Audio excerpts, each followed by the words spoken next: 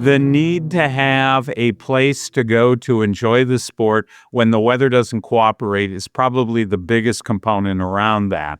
There's been a lot of big box stores that have gone out of business, warehouses that are available, and so they've been snapped up by entrepreneurs who want to start.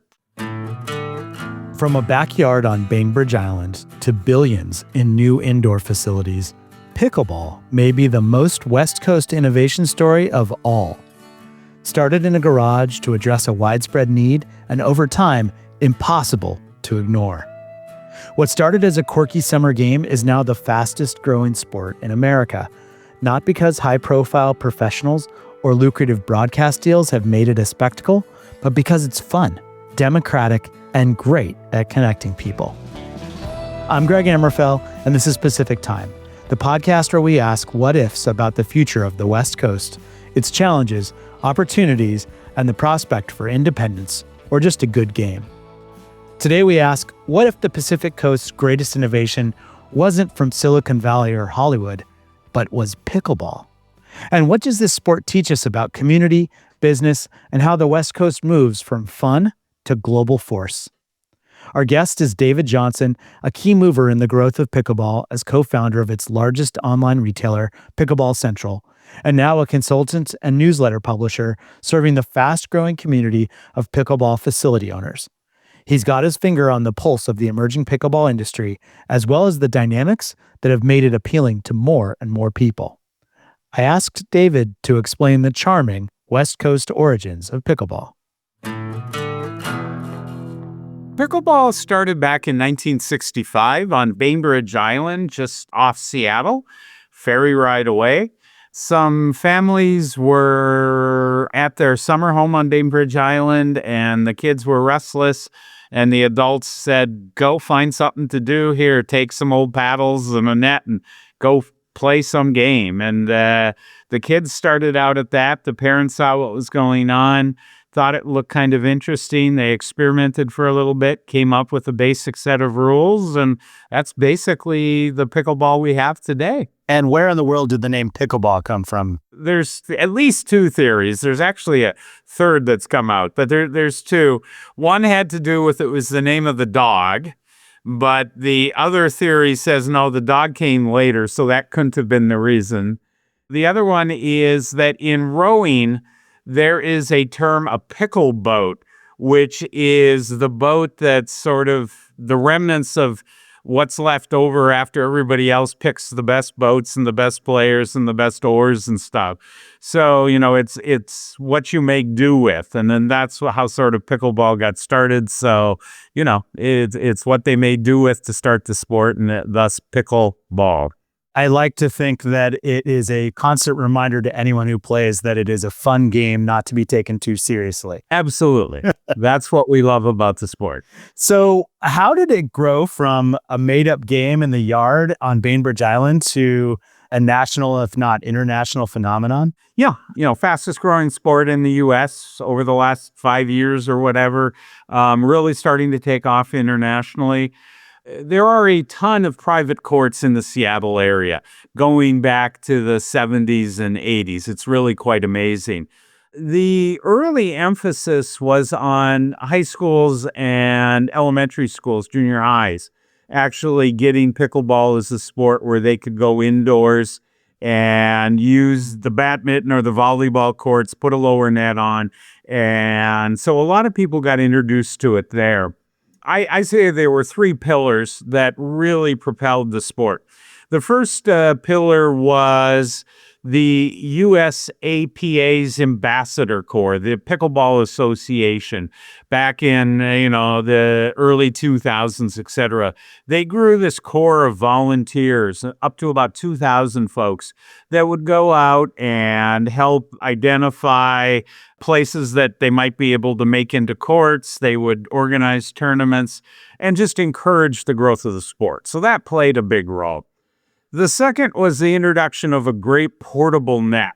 We had the advantage that a lot of municipalities already had tennis courts built, and they were probably underused. And so you could take a portable pickleball net out to a tennis court, chalk it or put tape down and play your game. And originally there were really not many good alternatives.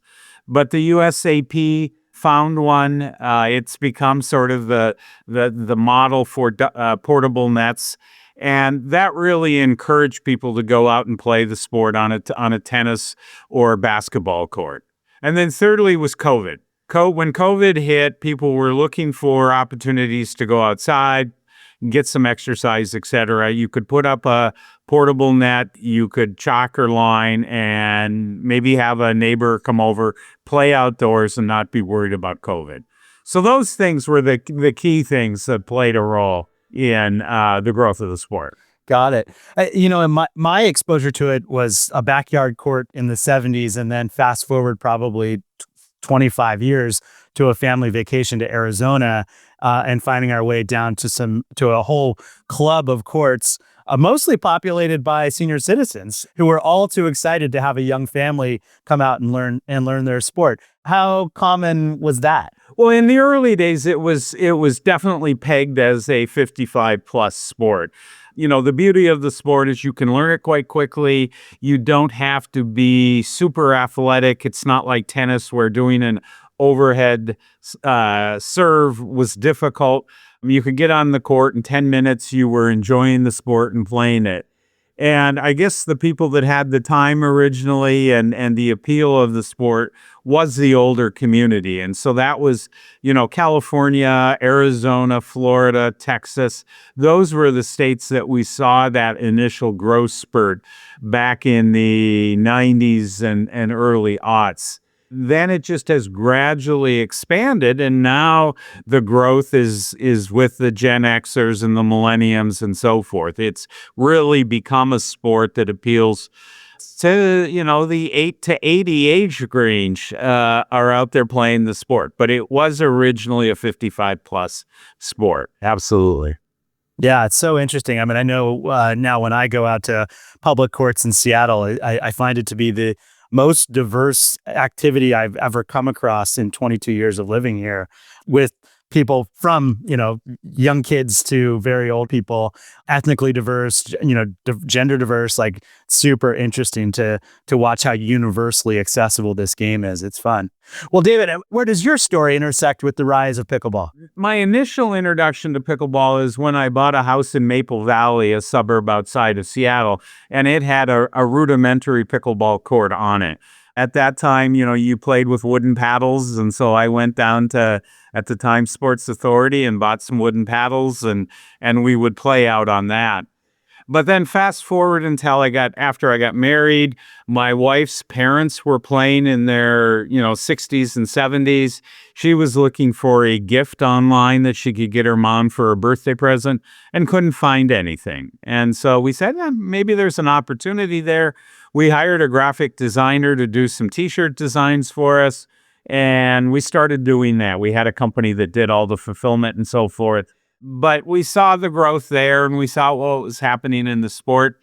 And we didn't see a lot of great websites selling pickleball equipment. So we launched our own website. We had Pickleball Inc., the original equipment manufacturer. We had them drop ship products for us for a long, long time. And it just continued to grow, and eventually we said, there's something here.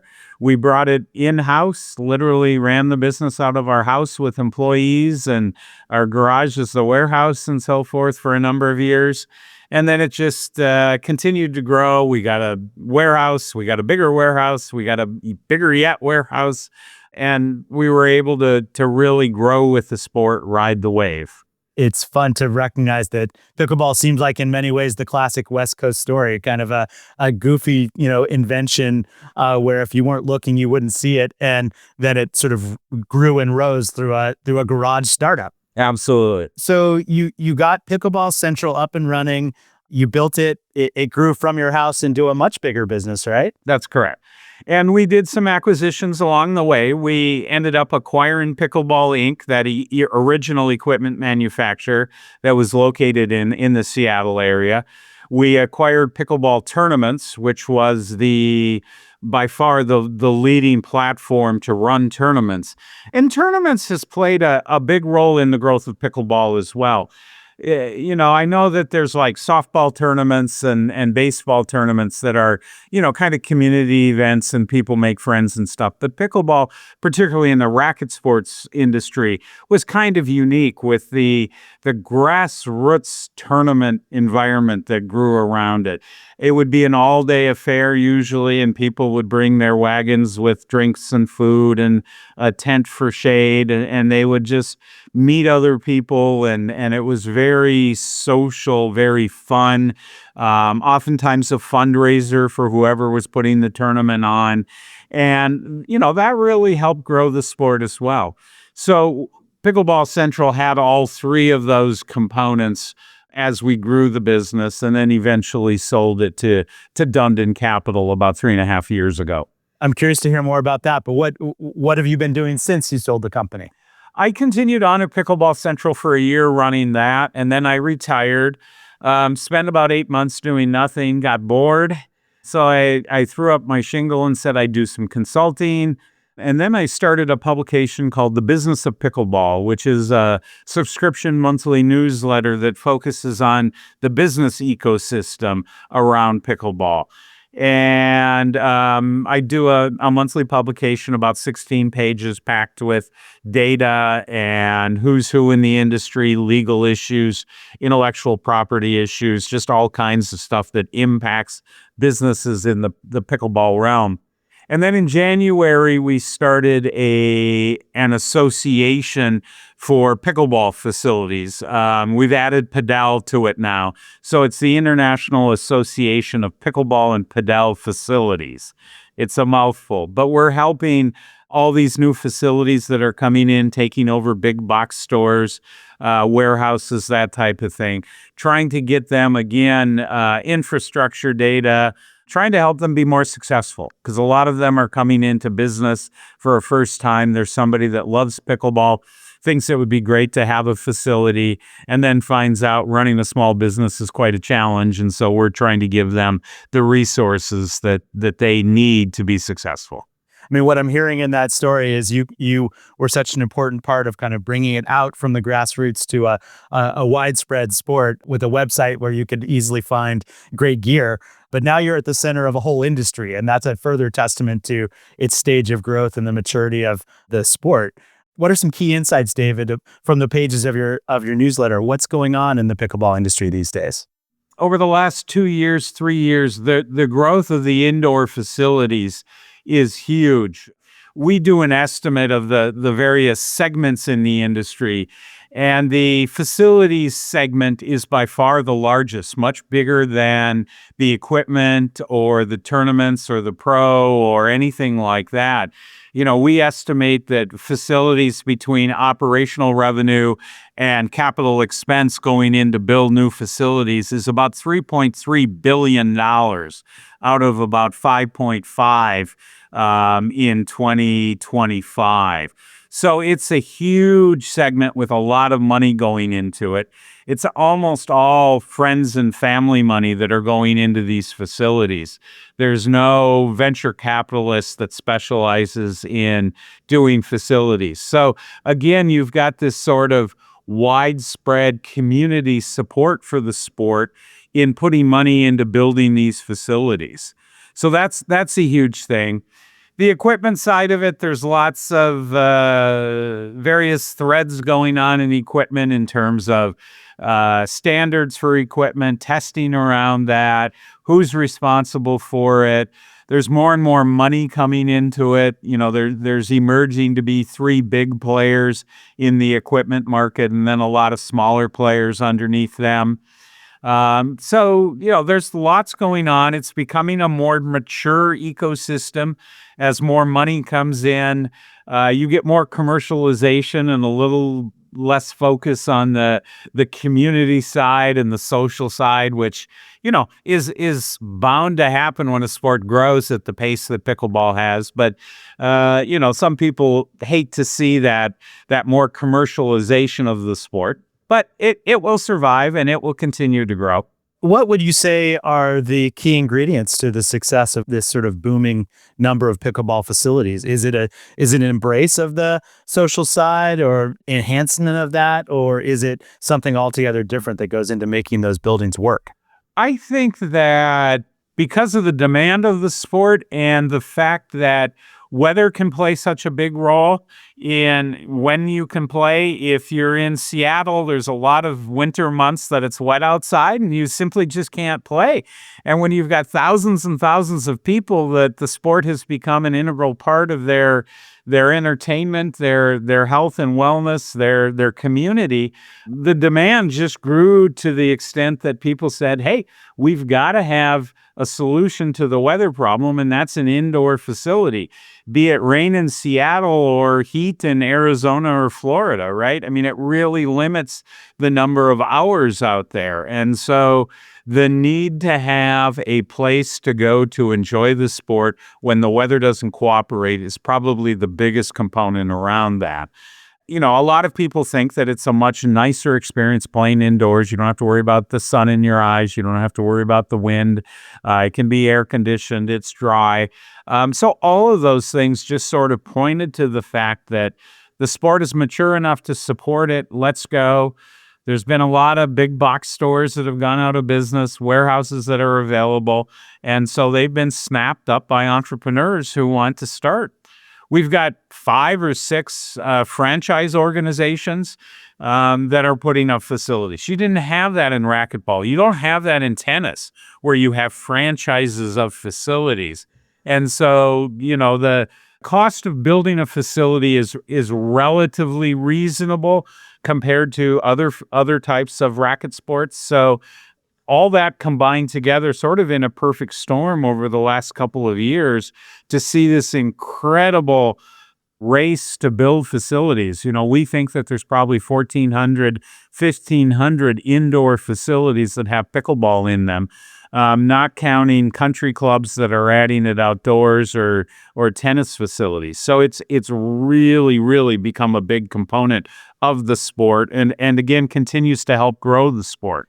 Do you worry about oversaturation? And I'll use as an example, our hometown here in Seattle, we're going to go from 0 indoor facilities to, I think, 5 or 6 in the next several months. That seems like a lot all at once. It is a lot and it can be a lot, and we just don't know yet. We are certainly seeing the first signs of strain for facilities, but we don't know enough yet if that's coming because of oversaturation or it's coming because of poor business decisions on where to locate clubs, on what they're paying for their leases, just the general nuts and bolts of running a business. If you don't do it right, if you don't have the right location, if you don't have the right demographics around your facility, it doesn't matter what else you do. You may have a problem running a successful business and actually making a profit at it. So I think most of the ones that are under strain right now, it tends to be more that than it is oversaturation. But we will see competitive impacts to facilities going forward, and some of them will probably have to close because of that. Have you reached the point where you walk into a place and you say, "Oh, these guys have it figured out. This has it going on"? You can generally tell that, yeah. What's the vibe? How busy are the courts? One of the key KPIs we look at is utilization of your courts. Are you utilizing them 50% of the time that they're available, 75% of the time? And there's certain hours of the day that generally courts aren't utilized during the morning and early afternoon. So if you go in a facility and it's totally dead, well, they're not figuring out how to bring people in. We talk, it's like an airplane. If you don't sell the seat, if you don't sell the court, it's a lost revenue opportunity. You've got to be creative. I tell facilities that they're really in the hospitality business. They're in the community building business. They're not in the pickleball business. That just happens to be what they're doing. But, they have to create a facility that builds community, that people are willing to drive past the competitor to go to them because of the community and the programming that they have and so forth. So people have to get out of the mind frame that build it and they will come to I have to create a facility that is heavy on programming, is heavy on community and hospitality.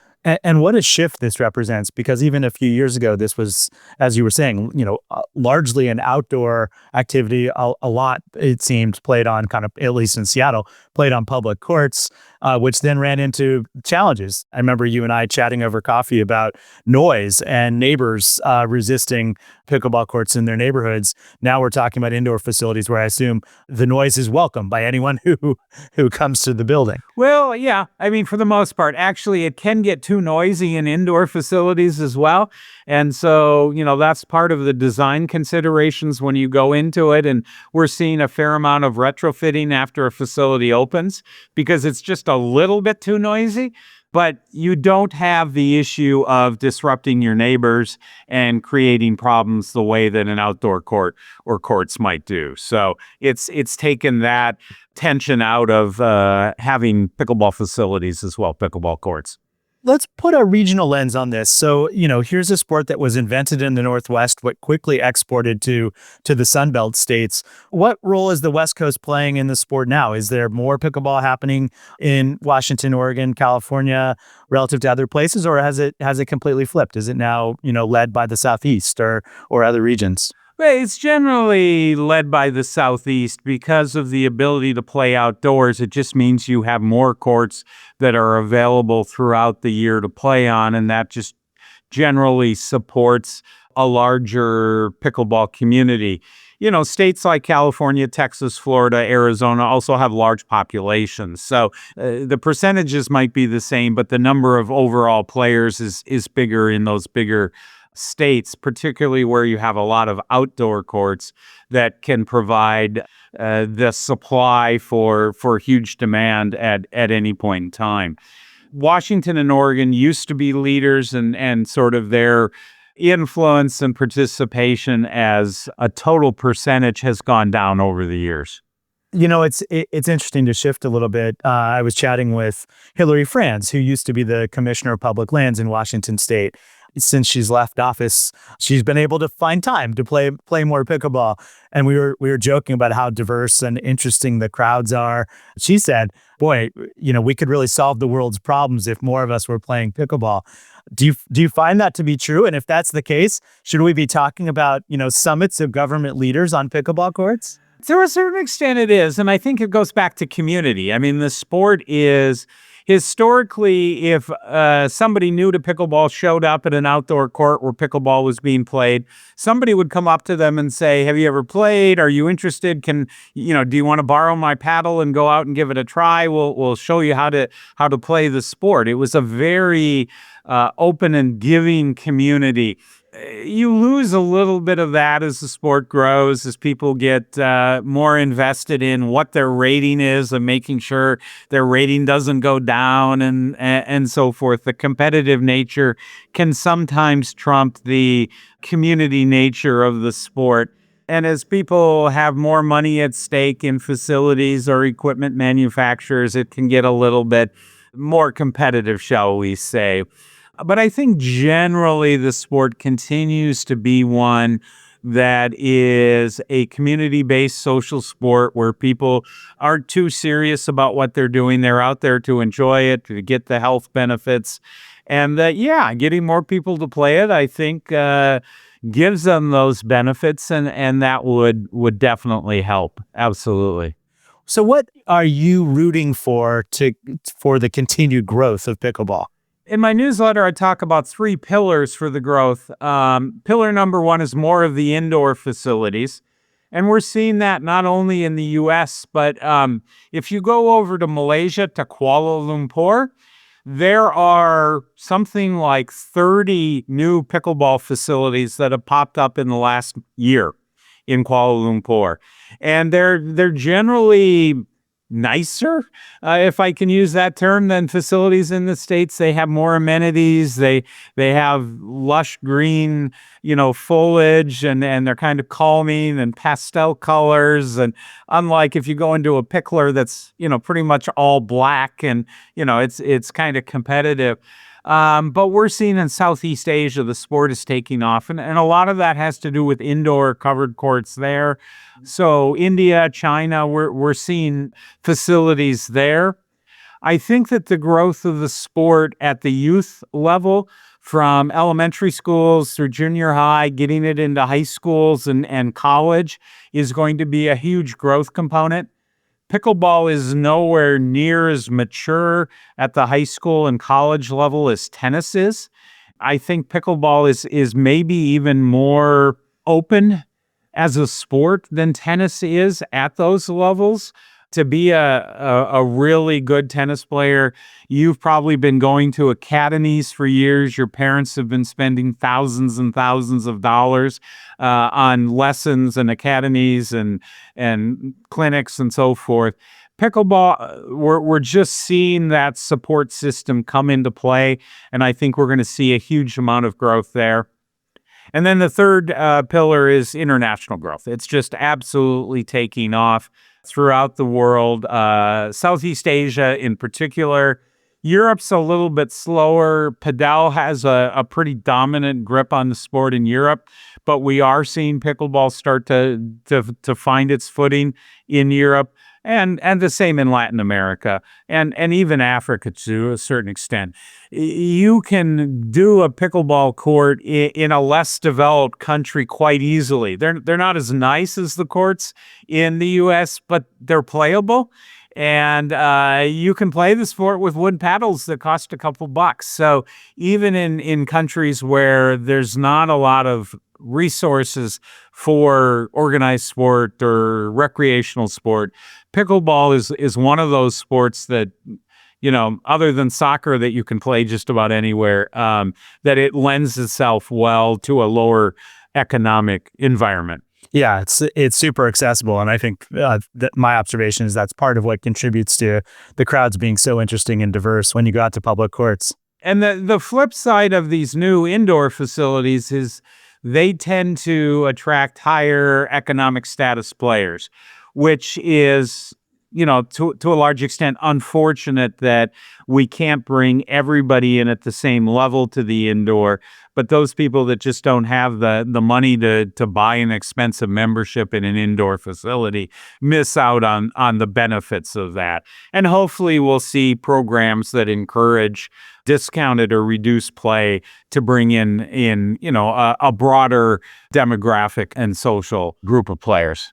So those are the three sort of factors or drivers you're looking at as ways to propel the growth of the sport nationally and internationally.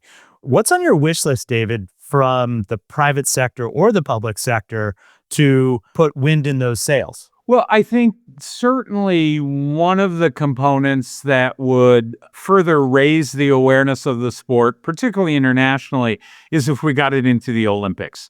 The U.S. is pretty dominant in terms of the number of players. There will be more pickleball players than tennis players by the end of next year, I think, or the year after.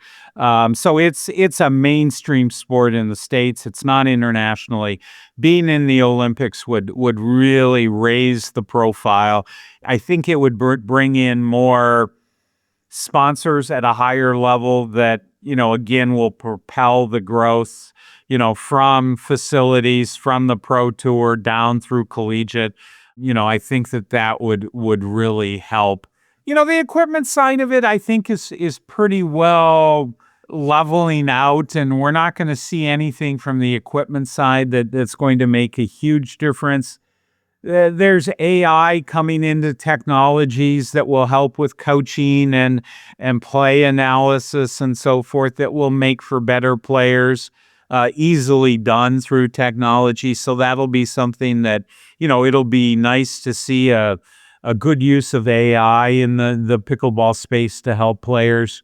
Yeah, I think it's just, finding access. I think it's on the outdoors issue, it's figuring out the noise issue and making sure that pickleball doesn't get a bad reputation.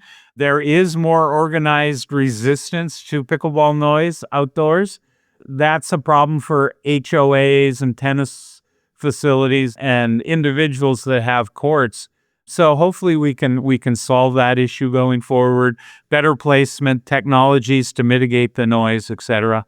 Is the rise of the pro game and television or media, let's say, broadcast, are those key factors to driving interest in the sport? They could be, they've been showing steady growth, but not spectacular growth.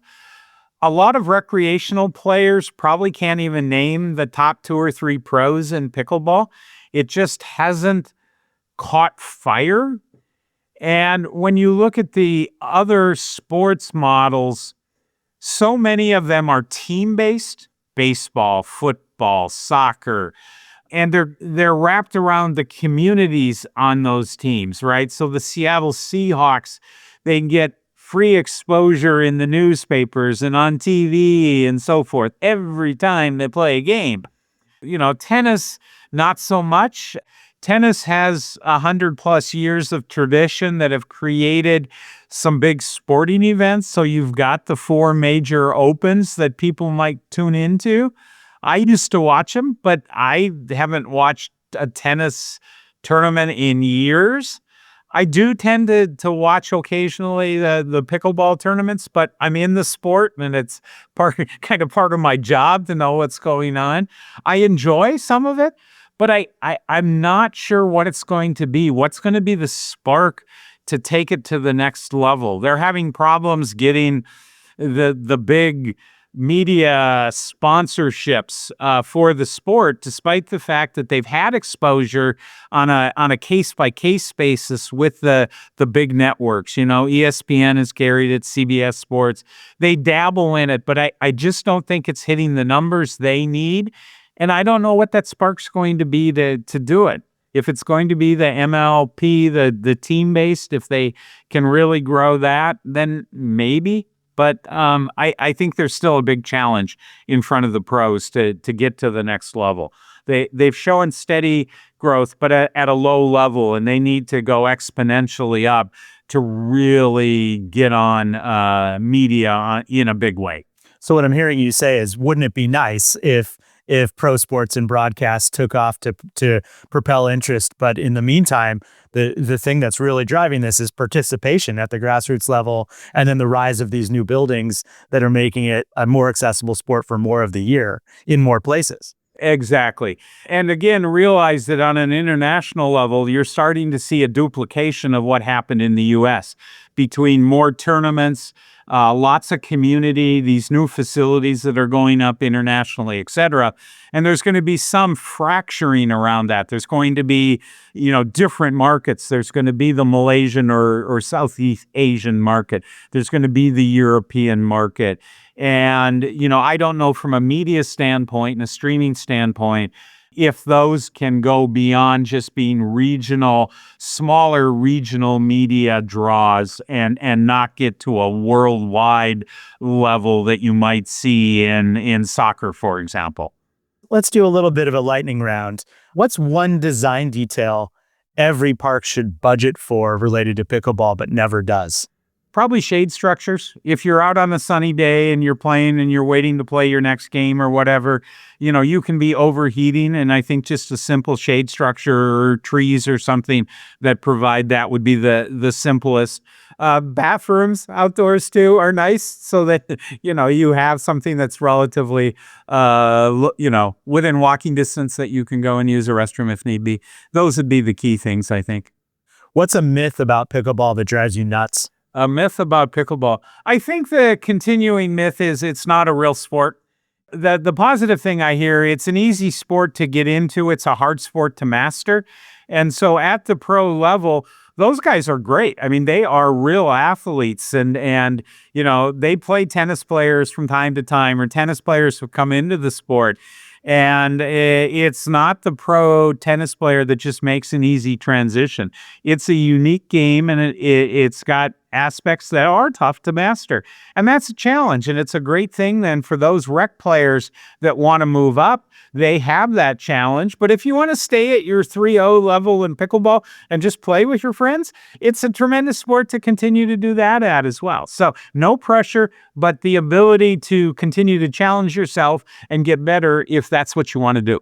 What's the mistake club owners most often make?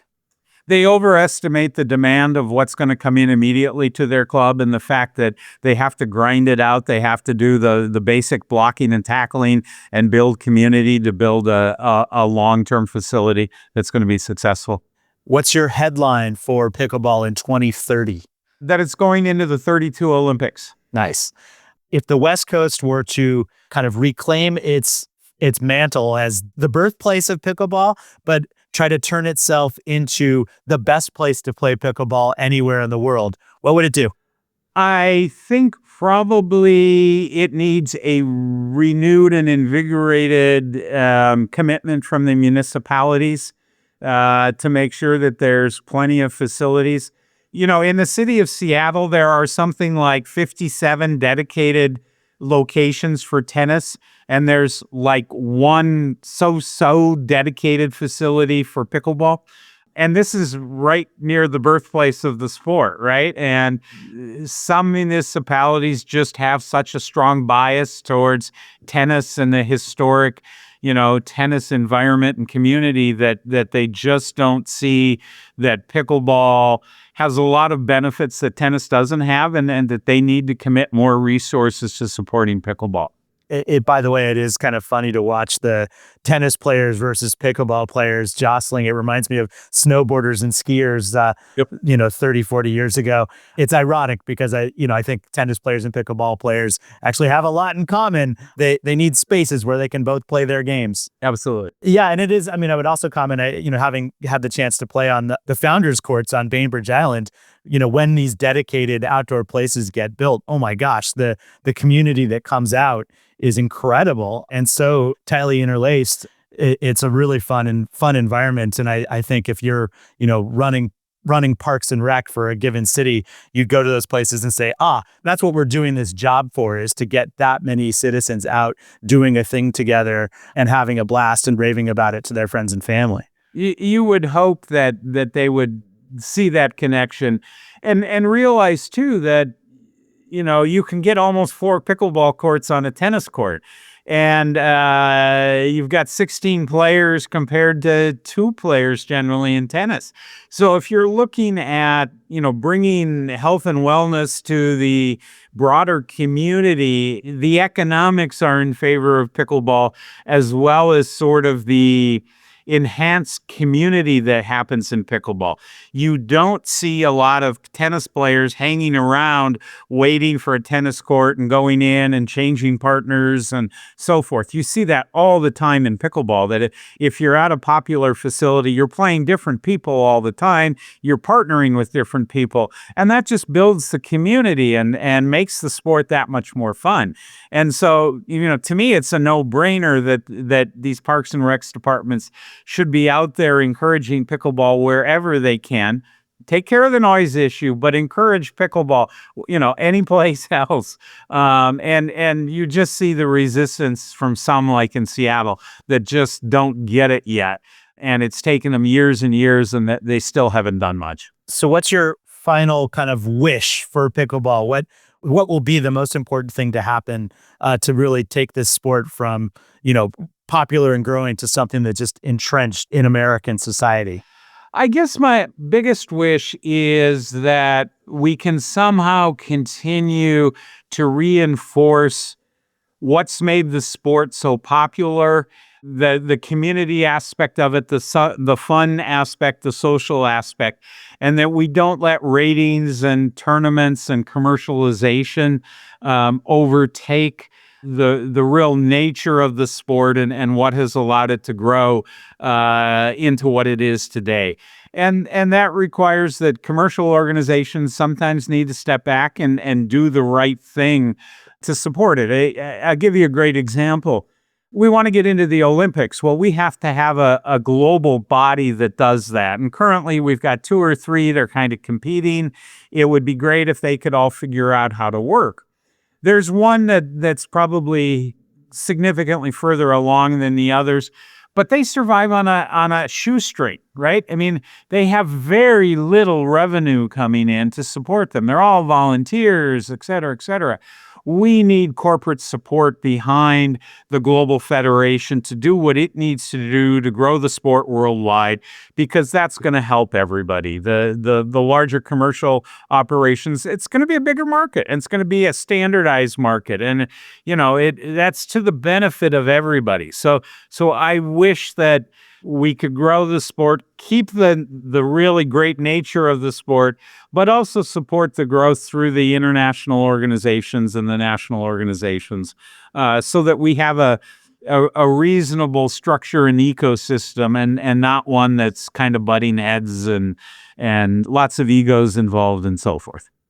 Isn't it amazing to think that this started 50, 60 years ago as parents encouraging kids to go outside and play with stuff that was in the garage. And now we're talking about the formation of a full industry and maintaining the organic and community-oriented nature of it, and the Olympics. What an amazing story pickleball is. Yep. David, this has been such a fun conversation. I appreciate it. What haven't we touched on that we have to hit? I think we've hit all the major points. I'm particularly interested in the international growth and just seeing that. When we've traveled internationally in the olden days, there was no pickleball that you could go to or check out the local scene or whatever. And now you've got, tours that are going to Croatia or Greece or whatever. And getting back to world leaders, I mean, that interaction between nationalities and countries, and just, again, the nature of the sport, taking it outside of the U.S. and making it an international community that interacts and has fun and builds friendships that last for a long time. I think there's great opportunities there. I'm not sure there's another sport that you would see that if you're traveling with your family, you probably don't take a soccer ball with you so you can find a local place to go play soccer. But it happens with pickleball all the time now, that people take their paddles and their balls with them. Or they even take a net so they can help encourage the growth of the sport in some country that, it's not there. I'm not sure that you see that in another sport. And that is so wonderful. And we need to encourage the continuation of the good nature of the sport. Pickleball is more than a game. It's a gathering. It's also a reminder that sometimes the most powerful innovations aren't from Silicon Valley, but from rummaging around in the garage to come up with something fun to do. Add time, add experimentation, add hustle from entrepreneurs like David Johnson, and a goofy idea becomes a cultural movement. An idea becomes an industry. Going to the pickleball courts most anywhere on the West Coast, you'll find our region's diversity on full display. A melting pot of age, gender, ethnicity. People on common ground, bound by a simple set of rules and pretty affordable gear. Not just to watch, but to play, to chat, to enjoy themselves. Together. Would political polarization even have a chance if more of us were as connected as a community of pickleball players? As the sport continues to grow and mature into an industry, it will be interesting to see if the participatory dynamics that have made it the fastest growing sport in America will persist. Will the power of pickleball to connect grow as the game itself grows? Will the living room conversations that help us understand what we share with our neighbors and friends, the same ones that have gone missing in our hyper-connected, social media-infused world, will those conversations shift to the local pickleball courts? I'm Greg Ammerfell. Thanks for being with me in Pacific Time. Whether you're on the court or just watching from the sidelines, keep asking, what if the West Coast got together and played by its own rules?